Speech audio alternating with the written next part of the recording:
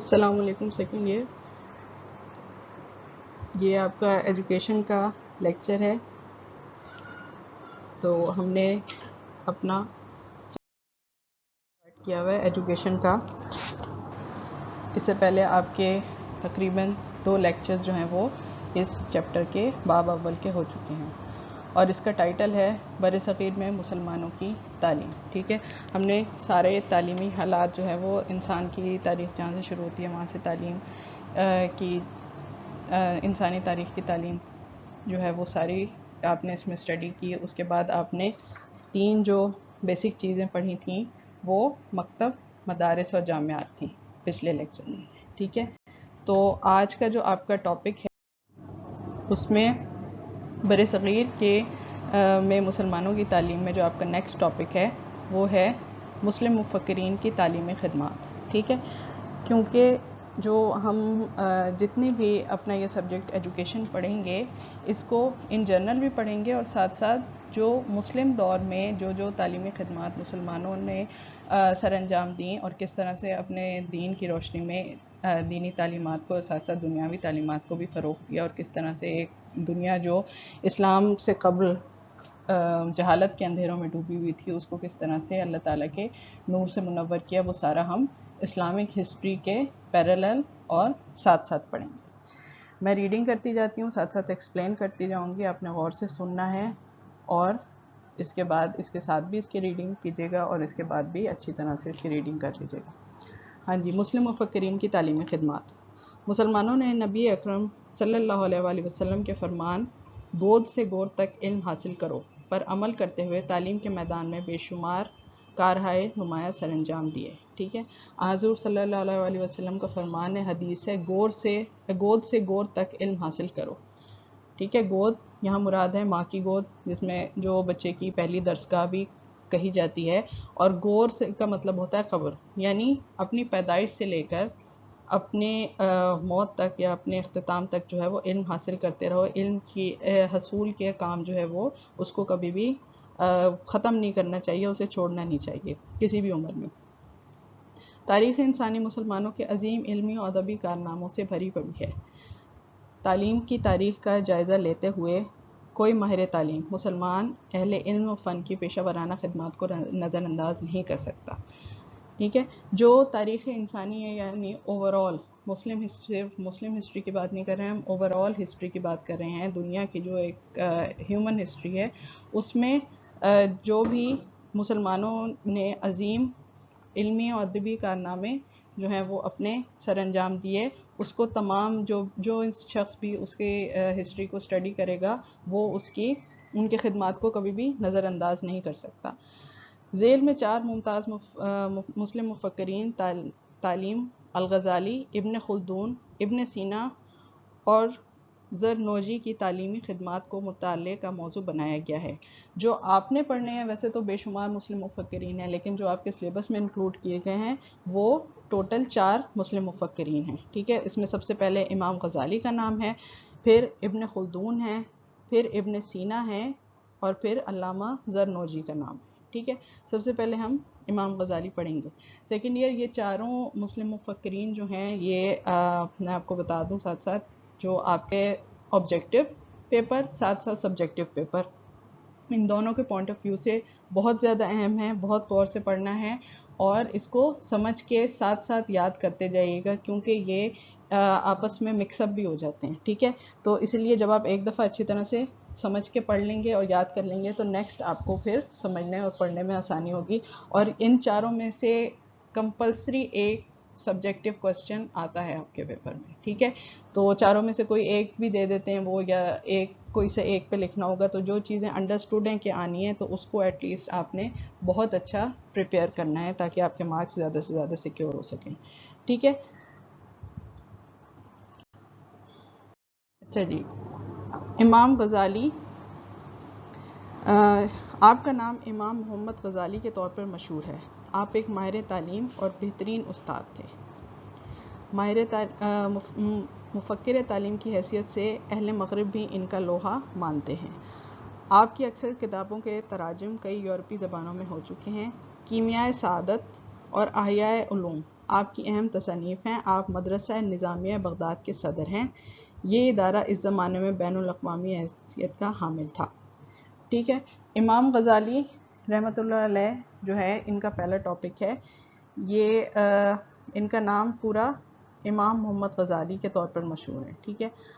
یہ ایک ماہر تعلیم اور بہترین استاد تھے. ٹھیک ہے. ایک ایجوکیشنسٹ بھی تھے، یعنی تعلیمی میدان میں کس قسم کا سلیبس متعین کیا جائے، کس قسم کا نصاب شامل کیا جائے، کون سے سبجیکٹس کس ایج میں پڑھانے ضروری ہیں، یہ سارا کام جو ہے وہ ایک ماہر تعلیم یا ایک ایجوکیشنسٹ کرتا ہے. اور ساتھ ساتھ بہترین استاد بھی تھے، یعنی جو تعلیم دینے کا فریضہ ہے وہ بھی سر انجام دیتے تھے. مفکر تعلیم کی حیثیت سے اہل مغرب بھی ان کا لوہا مانتے ہیں. اہل مغرب یعنی جو ہماری ویسٹرن کنٹریز ہیں، میں نے آپ کو پہلے بھی یہ بات ایکسپلین کی تھی پچھلے لیکچرز میں کہ جو ہم آج کے دور میں تعلیم اور ٹیکنالوجی اور ان دونوں چیزوں میں جو ہے اپنی فرسٹ ورلڈ کنٹریز کو، یورپین کنٹریز کو، ویسٹرن کنٹریز کو سب سے نمبر 1 پہ سمجھا جاتا ہے یا ان کی تقلید کی جاتی ہے.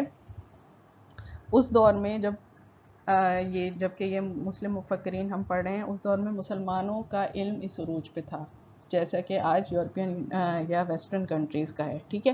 اور انہوں نے جو اپنے علم کی بنیاد رکھی وہ انہی مسلم مفکرین کی لکھی ہوئی کتابوں پہ رکھی ہے. ٹھیک ہے.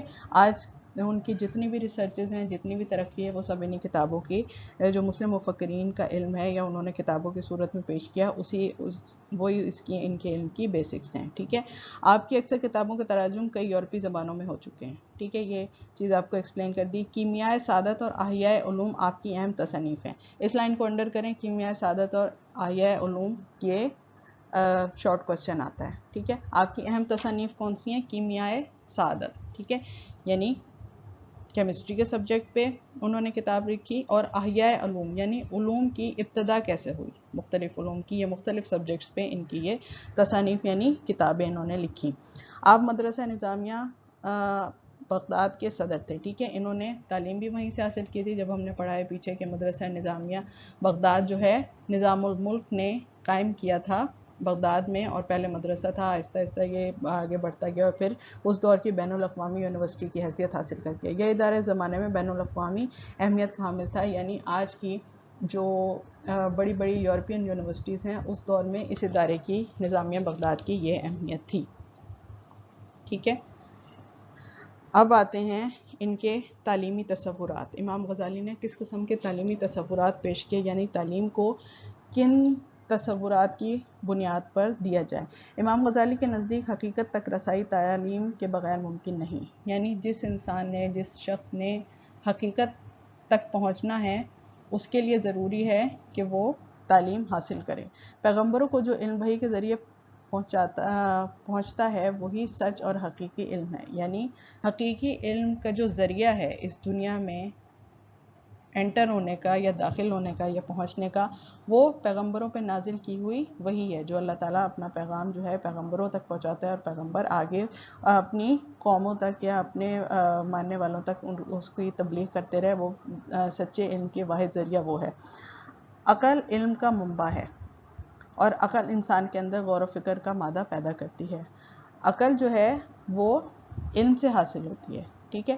اور عقل انسان کے اندر غور و فکر کا مادہ پیدا کرتی ہے، یعنی جب ایک چیز انسان دیکھتا ہے ہوتی ہوئی تو اس میں مزید غور و فکر کر کے اس کی تخلیق کو، اس کی ضرورت کو، اور اس سے مزید جو ہے وہ اپنی ضروریات پوری کرنے کے لیے وہ اس پہ سوچ بچار کرتا ہے، اور اس کی جو تجسس کی وجہ ہے، انسان کا جو متجسس ذہن ہے وہ اس کو مزید اس کو ایکسپلور کرنے میں اس کی مدد کرتا ہے. اللہ تعالیٰ نے انسان کو تعلیم کے ذریعے کائنات کو مسخر کرنے کی صلاحیت دی. مسخر کرنا یعنی ایکسپلور کرنا. انسان کی جو کیوریس نیچر ہے، انسان کا جو چیزوں کے بارے میں جاننے کا شوق ہے یا جو تجسس ہے، اللہ تعالیٰ نے باقاعدہ انسان کو تعلیم کے ذریعے کائنات کو مسخر کرنے کی صلاحیت دی کہ اللہ تعالیٰ نے اپنی طرف سے اس کائنات میں، اس دنیا میں بہت سے پوشیدہ راز اور خزانے رکھے ہیں جن کو انسان مسخر کر کے اپنی بہتری اور بھلائی کے لیے استعمال کر سکتا ہے، اپنی زندگی کو مزید بہتر بنانے کے لیے. انسان کی سب سے بڑی فضیلت علم ہے. علم میں بے پناہ قوت ہے. یہ ساکن نہیں ہوتا بلکہ رواں دواں ہے. جس میں ہر لمحہ اضافہ ہوتا رہتا ہے. انسان کی سب سے بڑی فضیلت علم ہے. میں نے آپ کو پہلے بھی بتایا گیا تھا کہ اللہ تعالیٰ نے، جب ہم نے چیپٹر سٹارٹ کیا تھا، کہ اللہ تعالیٰ نے انسان کو اشرف المخلوقات بنا کر بھیجا، اور اس کو باقی مخلوق پر جو فضیلت دی اس کی واحد وجہ یہ ہے کہ انسان علم حاصل کرتا ہے، انسان چیزیں سیکھتا ہے، اور جو چیزیں سیکھ لیتا ہے اس کی بنیاد پر وہ نئی چیزیں انوینٹ کر سکتا ہے، ایجاد کر سکتا ہے، ڈسکور کر سکتا ہے، اس کو اپنی فلاح کے لیے استعمال کر سکتا ہے، مختلف اپنے سکلز کو اور اپنے علم کو. علم میں بے پناہ قوت ہے، یہ ساکن نہیں ہوتا بلکہ رواں دواں ہے. علم کبھی بھی ایک انسان کہے کہ میں نے یہاں تک علم حاصل کر لیا، بس میرا علم مکمل ہو گیا. دنیا میں بے شمار ایسی چیزیں ہیں جو انسان اپنی پیدائش سے لے کے سیکھنا شروع کرے تو مرتے دم تک وہ نئے نئے علوم اور اللہ تعالیٰ کی بنائی ہوئی چیزوں کے راز اور جو مسخر کی گئی ہیں چیزیں کائنات کو مسخر کرنے کے جو انسان کو ایک ہدایت دی گئی ہے وہ کرتا چلا جاتا ہے. انسان اس سے کائنات کے نئے نئے اسرار و رموز تک رسائی حاصل کرتا ہے. وہی جو پوشیدہ خزانے ہیں، پوشیدہ راز ہیں اللہ تعالیٰ نے، مثال کے طور پر آج ہمیں پتہ ہے کہ ہماری زمین یا ارتھ ایک پلانٹ ہے، ٹھیک ہے، اور سولر سسٹم میں 9 پلانٹس ہیں. چاند جو ہے وہ رات کو کس طرح سے ہمیں نظر آنا شروع ہو جاتا ہے، دن میں کس طرح سے چھپ جاتا ہے. سورج کی کیا جو اس کے آگ یا حدت ہے وہ کس قسم کی ہے. یعنی اپنی یونیورس کے ارد گرد ہمیں تمام تر جو ہے وہ اپنے سولر سسٹم کا پتہ ہے. اسی طرح سے اب یہ چیزیں انسان کو پہلے دن سے تو معلوم نہیں ہے، لیکن جو اس کی مسخر کرنے کی صلاحیت ہے یا نئے نئے اسرار و رموز جاننے کی صلاحیت ہے، اس نے ان چیزوں تک اس کی رسائی جو ہے وہ اس صفت نے ممکن کی. اگر انسان ایک بس دیکھے جائے، ایک طرح سے آبزرو کیے جائے کہ ہاں سورج نکل رہا ہے ایک مخصوص ٹائم پہ، پھر ڈھل جاتا ہے، پھر رات کو چاند نکل آتا ہے، وہ ڈھل جاتا ہے تو سورج نکل آتا ہے. لیکن جن لوگوں میں یہ تجسس موجود ہے، جن کے ذہن اس طرف ان کو دھکیلتے ہیں کہ یہ سب جو سسٹم چل رہا ہے یہ کس طرح چل رہا ہے، کیسے یہ چیز ایک آگ کا گولا آسمان پہ نکلتا ہے اور کس طرح سے غائب ہو جاتا ہے، اور پھر اس کے بعد رات جو ہے وہ ٹھنڈی ہو جاتی ہے اور اندھیرا ہو جاتا ہے. تو یہ ساری انسان کی جو صفت ہے چیزوں کو کھوجنے کی، وہ علم کی وجہ سے اس کو حاصل ہوئی. علم کی وجہ سے ہی انسان انسانیت کے درجے پر فائز ہے. علم ہی وہ چیز ہے جو انسان کو حیوان سے مختلف بناتا ہے، ٹھیک ہے. ایمان اور علم لازم و ملزوم ہے. جس بندے کے پاس ایمان ہے وہی اپنے علم کی دولت جو ہے وہ انسانوں کی اور اپنی فلاح و بہبود میں استعمال کر سکتا ہے. ایمان کیوں اور علم لازم و ملزوم ہے؟ کیونکہ علم کا جو سچے علم کا واحد ذریعہ ہے وہ وحی ہے، اور وحی پہ جب تک ہم ایمان نہیں لائیں گے تب تک ہمارا علم جو ہے وہ نامکمل رہے گا. ایسے علوم جو انسانوں کے لیے ضروری اور مفید ہیں جیسے قرآن، حدیث، فقہ اور مختلف پیشوں کا علم وغیرہ، ٹھیک ہے. اب یہ علم انہوں نے علوم کو بھی 2 کیٹیگریز میں ڈیوائڈ کر دیا. جو علوم انسانوں کے لیے ضروری اور مفید ہے، جو سیکھنے انسانوں کے لیے ضروری ہیں اور فائدہ مند بھی ہیں، انہوں نے ان میں کون سے علوم ہیں؟ قرآن شریف کا علم، احادیث کا علم، فقہ اور مختلف پیشوں کا علم. مختلف یعنی آکوپیشنز کا، مختلف پیشے جو ہم اختیار کرتے ہیں ان کا علم. امام غزالی انہیں علم محمود کہتے ہیں، ٹھیک ہے.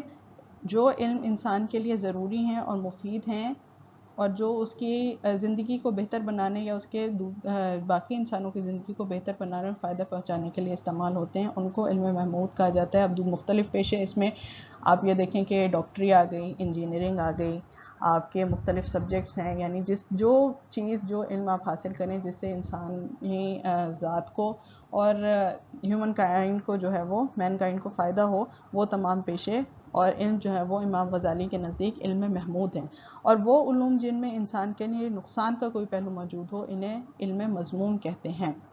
وہ علوم جو انسان کو کسی نہ کسی صورت میں نقصان پہنچائیں، ٹھیک ہے، وہ علم مذموم کہلائیں گے. اب اس کی اگزامپل آپ اس طرح سے سمجھیں کہ اب آج کل جو ہے جیسے ہم اٹامک وار کا نام لیتے ہیں، ٹھیک ہے. یعنی اٹامک پاورز کون کون سے ممالک ہیں جن کے پاس ایٹم بم کی ٹیکنالوجی ہے موجود، ٹھیک ہے. وہ اپنے آپ کو سیکیور تو فیل کرتے ہیں، لیکن خدا نخواستہ اگر اٹامک وار ہو تو پوری دنیا اس کی لپیٹ میں آئے گی اور کوئی انسان جو ہے وہ اس کے تباہ کاریوں سے محفوظ نہیں رہ سکے گا. اب یہ علم تو ہے بہت کمپلیکس علم ہے ایک ایٹم بم بنانا یا اس ٹیکنالوجی کو اپنے پاس محفوظ کرنا، لیکن یہ علم مضمون امام غزالی کے مطابق یہ علم مضمون کے زمرے میں آئے گا، کیونکہ یہ اس میں نقصان کا پہلو موجود ہے.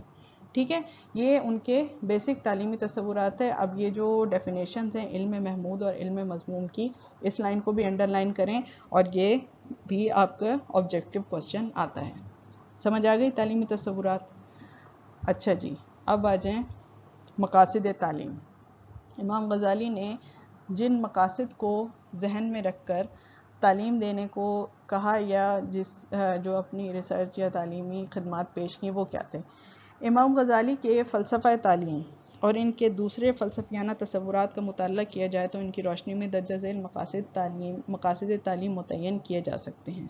یعنی ان کی جتنی بھی اسٹڈی ہے، جتنی بھی ان کی بتائی ہوئی تعلیمات ہیں، اگر ان کو سم اپ کیا جائے، ان کے بیسک مین پوائنٹس بنائے جائیں، تو تعلیم دینے کا مقصد کیا ہوگا؟ آپ جب بھی کوئی کام کرنے لگتے ہیں اس کے پیچھے کوئی نہ کوئی مقصد کار فرما ہوتا ہے. ٹھیک ہے، بلا مقصد انسان جو ہے وہ کسی کام کو کرنے کی جستجو یا کوشش نہیں کرتا. تو جب بھی کوئی کام کیا جاتا ہے اس کے پیچھے مقصد ہوتا ہے. اسی طرح سے امام غزالی کے نزدیک مقاصد تعلیم دینے کا بنیادی مقاصد کیا ہیں جن کی وجہ سے ہم تعلیم دیتے ہیں، کہ وہ ہمیں at the end of all process جو ہے وہ تعلیم کے جو ہمارا پورا ایک سلسلہ ہے، اس کے اینڈ میں ہمیں مقاصد کیا حاصل ہوں گے جس پہ ہم تعلیم دیں گے. ٹھیک ہے، اب اس میں نمبر 1 پہ آتا ہے معرفت الہی کا حصول. امام غزالی کے نزدیک تعلیم کا اولین مقصد معرفت الہی یعنی ذات باری تعالیٰ کی پہچان ہے. امام غزالی کے نزدیک انسان اس وقت تک ذات باری تعالیٰ کی پہچان حاصل نہیں کر سکتا جب تک وہ دینی تعلیم بالخصوص قرآنی تعلیم تک رسائی حاصل نہ کرے اور اس کے ساتھ ساتھ دنیاوی علوم بھی حاصل کرتا رہے. انہوں نے اپنی تعلیمات کا جو بنیادی مقصد اولین جس کو کہہ لیں پہلا مقصد جو بیان کیا تعلیم حاصل کرنے کا، وہ معرفت الہی کا حصول ہے، یعنی ذات باری تعالیٰ کی پہچان. ذات باری تعالیٰ کی پہچان کیا ہے؟ کہ ہمیں کس نے بنایا، کیوں بنایا، ہماری تخلیق کا مقصد کیا ہے. آپ کو پتہ ہے حضور صلی اللہ علیہ وسلم پر غار حرا میں جب پہلی وحی نازل ہوئی، اس سے بہت پہلے سے وہ اس جگہ جا کر غور و فکر کیا کرتے تھے. وہ کیا غور و فکر کرتے تھے؟ کہ ہماری انسان کی تخلیق کیسے ہوئی، کس طرح سے ایک مکمل نظام ہے جو چلتا چلا آ رہا ہے، اس میں کوئی خلل نہیں ہوتا. سورج ایک وقت پہ نکلتا ہے ڈوبتا ہے، چاند ایک وقت پہ نکلتا ہے غائب ہو جاتا ہے. 4 موسم جو ہیں وہ بدلتے چلے جا رہے ہیں، دن رات ہے، سردی گرمی ہے. اور انسان کو جو تخلیق کیا گیا ہے، ایک اتنی کمپلیکس کریشن ہے، وہ کس کی ہے اور اس کا بنانے کا مقصد کیا ہے. ٹھیک ہے، تو جب یہ ساری باتیں وہ سوچتے تھے اور اس پہ غور و فکر کرتے تھے، تبھی اللہ تعالیٰ نے ان کو اپنی وحی کا تحفہ دیا اور ان کو نبوت کا تحفہ دیا. یعنی جو انسان کو پھر ان کو مقصد انسان کی تخلیق کا مقصد جو ہے وہ سمجھ میں آیا اور پتہ چلا جب ان کے اوپر پہلی وحی نازل ہوئی اور پوری اپنی آخری الہامی کتاب قرآن شریف مکمل ضابطہ حیات جس کو ہم کہتے ہیں زندگی گزارنے کا طریقہ، وہ اللہ تعالیٰ نے ان کو تحفے میں دیا اور انہوں نے آگے جو ہے وہ انسانیت تک یہ تمام تر پیغام پہنچایا. ٹھیک ہے، یعنی ہمیں کس نے تخلیق کیا اور ہماری تخلیق کا مقصد کیا ہے. امام غزالی کے نزدیک انسان اس وقت تک ذات باری تعالیٰ کی پہچان حاصل نہیں کر سکتا جب تک دینی تعلیم بالخصوص قرآن کی تعلیم حاصل نہ کرے. ٹھیک ہے، دینی تعلیم اور قرآن کی تعلیم ہی وہ صحیح تعلیم ہے جو ہمیں اس دنیا میں آنے کا مقصد بتاتی ہے. اللہ تعالیٰ نے انسان کو اس دنیا میں بھیجا ہے، اس کے کچھ بنیادی مقاصد ہیں جس کے مطابق ہمیں اپنی زندگی کا جو ہمارا پیٹرن ہے، زندگی گزارنے کا لائف پیٹرن، وہ سیٹ کرنا ہے. ٹھیک ہے، جب تک ہم بینگ اے مسلم، ہمیں وہ لائف پیٹرن کس سے پتہ چلے گا؟ ہماری الہامی کتاب قرآن شریف مکمل ضابطہ حیات مکمل زندگی گزارنے کا طریقہ، جس میں دنیا کے ہر قسم کی ہر بات کے سوال کا جواب موجود ہے. نمبر 2 پہ آتے ہیں رضا الہی کے آگے سر تسلیم خم کرنا. امام غزالی کے نزدیک تعلیم کا دوسرا بڑا مقصد رضا الہی کے آگے سر تسلیم خم کرنا ہے اور اس کا فرما بردار بندہ بننا ہے. جب انسان معرفت الہی کا درجہ حاصل کر لیتا ہے تو اس پر فرض ہو جاتا ہے کہ وہ اپنی تمام تر خواہشات کو اللہ کی رضا اور اس کے احکامات کے مطابق ڈھال دیں. ٹھیک ہے، پہلے تو ہمیں پہلے سٹیپ سے تو پہلے معرفت الہی سے پہلے پتہ ہی نہیں تھا کہ ہمیں کس نے بنایا اور کیوں بنایا. جب ہمیں اس چیز کا علم حاصل ہو گیا تو پھر نیکسٹ سٹیپ کیا ہے، تعلیم کا نیکسٹ مقصد کیا ہوگا؟ رضا الہی کے آگے سر تسلیم خم کرنا. یعنی اللہ تعالیٰ نے جو بھلائی کا راستہ بتا دیا اس کو اپنانا، اور جو برائی کا راستہ بتا دیا اس کو ترک کرنا یا اس سے بچنا۔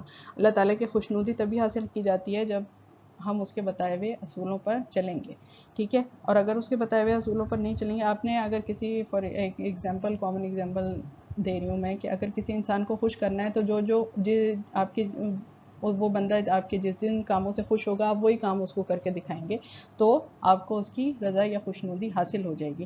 اسی طرح سے اگر ہم نے اللہ تعالیٰ کی خوشنودی حاصل کرنی ہے اور اللہ تعالیٰ کے جو رضا الہی ہے، یعنی اللہ تعالیٰ نے ہمیں جس مقصد کے لیے اس دنیا میں بھیجا ہے، اگر اس کے آگے سر تسلیم ہم نہیں کریں گے تو ہمیں روز قیامت اللہ تعالیٰ کی خوشنودی حاصل نہیں ہوگی۔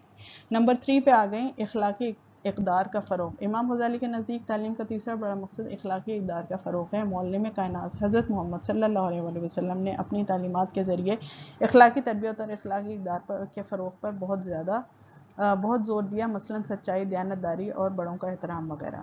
اخلاقی اقدار کا فروغ جو ہے، یعنی ایک انسان کو تعلیم جو ہے وہ صرف علم ہے جو انسان کو انسان بناتا ہے، یا تعلیم ہے جو انسان کو انسان بناتی ہے اور حیوان سے ممتاز کرتی ہے یا مختلف کرتی ہے، ٹھیک ہے؟ جو حیوان ہے، جو چرند پرند ہیں، جو باقی اللہ تعالیٰ کی کریشن ہے، ان کے پاس علم یا تعلیم نہیں ہے، ان کو برے اور بھلے میں تمیز نہیں پتہ، لیکن انسان کے سامنے علم کی وجہ سے اللہ تعالیٰ نے برائی اور بھلائی، اچھائی اور برائی، نیکی اور بدی میں تمیز رکھ دی۔ تو جب ہمیں پتہ چل گیا کہ ہم نے کس قسم کا اخلاق اپنانا ہے، تو ان اخلاقی اقدار کو فروغ دینے کے لیے، فروغ کس طرح سے دیا جائے گا، ان کو بڑھایا یا پھیلایا کیسے جائے گا، جب تک ہم اس ایک اچھے مورل کیریکٹر کی یا ایک بہترین شخصیت کی کو سوسائٹی میں پریکٹس نہیں کریں گے، یعنی جو ہماری سوسائٹی ہے، جو ہمارا معاشرہ ہے، اس میں ایک اچھے اخلاقی کردار کا مظاہرہ جب تک ہم خود نہیں کریں گے تب تک معاشرے میں جو ہے وہ اچھی اخلاق کو فروغ نہیں حاصل ہوگا، ٹھیک ہے؟ اب آتے ہیں اعلیٰ کردار کی تشکیل و تکمیل۔ امام غزالی کہتے ہیں کہ اچھی تعلیم وہی ہے جو انسان کو انسانیت کے درجے پر فائز کرتی ہے، اور وہ نیکی اور بدی میں تمیز کر کے نیکی کو اپناتا ہے اور برائی کے کاموں کو ترک کر دیتا ہے۔ انسان اپنے اچھے کردار اور نیک اعمال سے پہچانا جاتا ہے، اور یہ اوصاف انسان میں تعلیم کے ذریعے پیدا ہوتے ہیں۔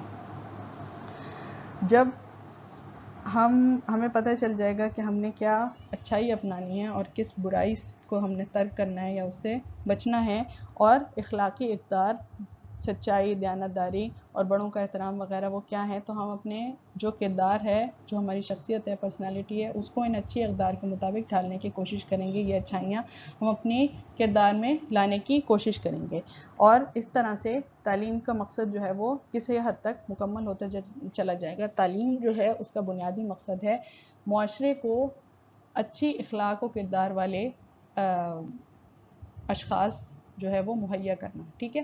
تعلیم معاشرے کا بگاڑ جو ہے وہ دور کرتی ہے۔ وہ کس طرح سے دور کرتی ہے؟ جب ایک بچے کی KG کلاس سے، نرسری کلاس سے ٹریننگ شروع ہوتی ہے تعلیم کے ذریعے، تو اس کو اچھائی اور برائی میں تمیز سکھائی جاتی ہے، اور اس کو جو ہے وہ برائی کو ترک کرنے اور اچھائی کو اپنانے کی تربیت دینا شروع کر دی جاتی ہے۔ اور اگر آخر تک وہ اپنی اسی اچھائی اور پہ قائم رہے، تو جب معاشرے میں جا کے وہ اپنی پریکٹیکل لائف یا اپنی عملی زندگی کا آغاز کرے گا، تو وہ انہیں اچھائیوں کو اس معاشرے میں پریکٹس کرے گا۔ اس طرح سے ایک اعلیٰ کردار کی تشکیل و تکمیل تعلیم کا ایک اہم مقصد ہے، ٹھیک ہے؟ نیکسٹ پوائنٹ ہے آپ کا دنیاوی ضروریات کا خیال۔ امام غزالی کے نزدیک تعلیم کا مقصد دنیاوی ضروریات کو پورا کرنا بھی ہے۔ آپ رحمۃ اللہ علیہ کے نزدیک افراد کو ایسی تعلیم دینا چاہیے جو انہیں ایک مثالی زندگی گزارنے کے قابل بنائے اور ان کی دنیاوی ضروریات کو پورے کرنے کے باعث بنائے۔ اسی لیے آپ دینی علوم کے ساتھ ساتھ دنیاوی علوم سیکھنے پر بھی زور دیتے ہیں۔ میں نے آپ کو پچھلے لیکچرز میں بھی بتایا تھا کہ علوم کو بنیادی طور پہ 2 کیٹیگریز میں، بیسک 2 کیٹیگریز میں ڈیوائڈ کیا جاتا ہے۔ ایک ہیں دینی علوم ہمارے، اور ایک ہیں دنیاوی علوم۔ امام غزالی جو ہیں وہ تعلیمی مقاصد جو ہم نے ان کے پڑھنے شروع سے وہ اس کو دین کی تعلیم پر کے حصول پر زور دیتے چلے آ رہے ہیں، لیکن اس پوائنٹ میں انہوں نے یہ کلیئر کیا کہ دنیاوی ضروریات کا بھی خیال رکھا جائے۔ اللہ تعالیٰ نے دنیا کو ترک کر کے دین کو اپنانے کا حکم نہیں دیا، ٹھیک ہے؟ درویشی کو پسند نہیں فرمایا۔ اللہ تعالیٰ نے جو پسند ہے وہ یہ کہ انسان اپنے معاشرے میں رہتے ہوئے، اپنے ارد گرد کے لوگوں کا خیال کرتے ہوئے، اپنے دین پر بھی جو ہے وہ اس کو بھی فالو کرے، کاربند رہے، اور ساتھ ساتھ جو ارد گرد کے لوگ ہیں ان کی بھی ضروریات کو جس حد تک وہ پورا کر سکتا ہے یا ان کو ہیلپ آؤٹ کر سکتا ہے وہ کرے. ٹھیک ہے، ایسے انسان کو پسند نہیں فرمایا گیا جو ایک کونے میں جا کے صرف اپنی عبادت اور اپنے آخرت سنوارنے میں مشغول رہے اور باقی سب جو ہیں وہ باقی معاشرے کو یا باقی تمام تر اپنے تعلقات کو یا سماجی تعلقات کو، سوشل سرکل کو وہ ترک کر دے. ٹھیک ہے، تو اس لیے جب اسی طرح سے امام غزالی رضی اللہ تعالیٰ عنہ نے دینی علوم کے ساتھ ساتھ دنیاوی علوم کے سیکھنے پر بھی زور دیا، یعنی جو انسان کی کو معاشرے میں معاشی طور پر مستحکم کر سکیں. ظاہر ہے ایسے علوم بھی سیکھنا ضروری ہیں جو اس کو کوئی خاص پیشہ یا آکوپیشن یا کوئی خاص جس فیلڈ میں وہ جانا چاہتا ہے وہ اختیار کرنے میں اس کے مددگار ثابت ہوں اور معاشرے میں وہ معاشی طور پہ بھی مستحکم رہے. ٹھیک ہے.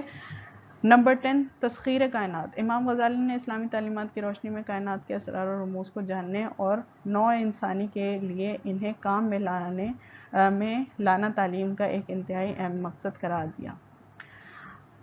امام غزالی نے اسلامی تعلیمات کی روشنی میں جو ایک آخری اپنی تعلیمات کا مقصد بیان کیا وہ یہ ہے کہ کائنات کے اسرار و رموز جانے جائیں. ٹھیک ہے، یعنی جتنی بھی پوشیدہ راز ہیں، جتنے بھی پوشیدہ خزانے ہیں، جو بھی اللہ تعالیٰ نے انسان کے فائدے کے لیے اس دنیا میں اس کائنات میں جو ہے وہ چیزیں رکھتی ہیں، ان کی کھوج کرنا، ان کو تلاش کرنا اور ان کو پھر اپنے اور باقی بنی نوع انسان کے فائدے کے لیے استعمال کرنا، نہ کہ ان کو ڈسٹرکٹیو پوائنٹ آف ویو سے یوز کرنا. ٹھیک ہے. اب جتنے بھی ہمارے آپ یہ دیکھیں کہ معدنیات ہیں، ٹھیک ہے، جو ہماری مختلف یہ معدنیات جو ہیں وہ ہمیں ایسے سامنے رکھے ہوئے اللہ تعالیٰ نے نہیں دے دیے. ٹھیک ہے، ان کو چھپا دیا زمین کی ہزاروں تہوں کی گہرائی میں. ٹھیک ہے، انسان نے اپنے علم کی بنیاد پر، اپنے غور و فکر، اپنے تجسس کی بنیاد پر ان کو زمین کے اندر سے کھود کر نکالا اور پھر اپنی ضرورت کے مطابق استعمال کیا. ٹھیک ہے، تو یعنی جو پوشیدہ چیزیں ہیں اللہ تعالیٰ نے انسان کو سب کچھ سامنے رکھ کے نہیں دے دیا، وہ اسی لیے دیا کہ اس کی جو تجسس کی یا کھوجنے کی جو صفت ہے وہ مزید آگے بڑھے. ٹھیک ہے، یہاں تک آپ کا آج کا لیسن جو ہے وہ کمپلیٹ ہوتا ہے. اس سے آگے جو ٹاپک ابھی کنٹینیو ہے آپ کا نصاب تعلیم ہے اور طریقہ تدریس ہے.